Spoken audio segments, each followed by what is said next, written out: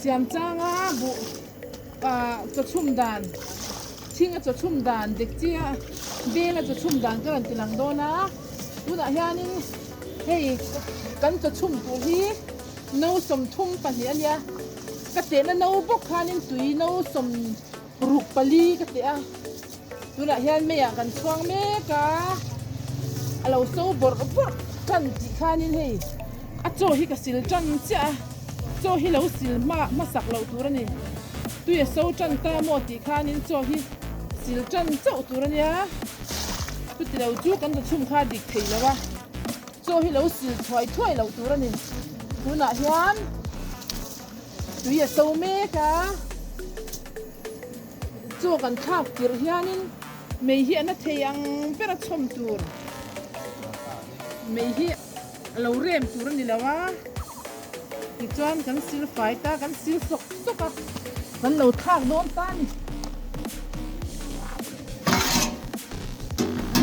kan tui chu so ta muak me ya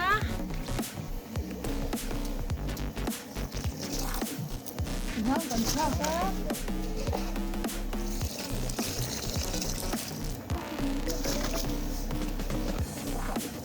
apoi mo lai chu chu kan te za kan te na no chia ka tui ale chia kan te nga ka apoi mo ma chuan mei hi ana bok tur ni mei chom that le tur ni a he chu kan khang nu hi chuan mei that takin kan chomanga chu kan china nga kan hong lawang a min lo ti a hon lo tur chuan cho alo tui pu chan ti khanin mei kan chelang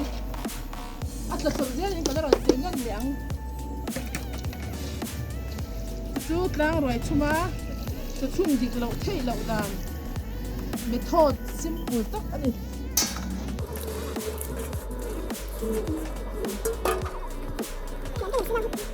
yang kan han chok le de deu ha kan ha chin lak ngai mei hi na thei ang perin kan tu ang mei hi vil chat le tur ni a so chwa ma chu mei hi al cha em tur ni ringot mei ni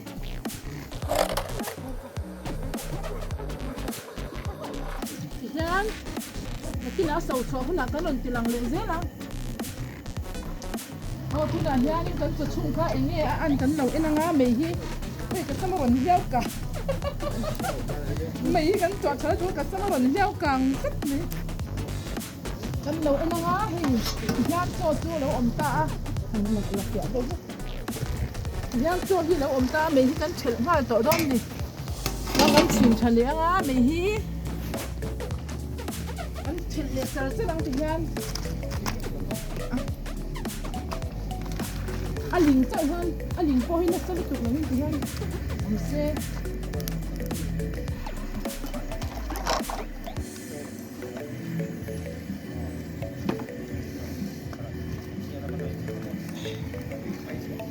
khanin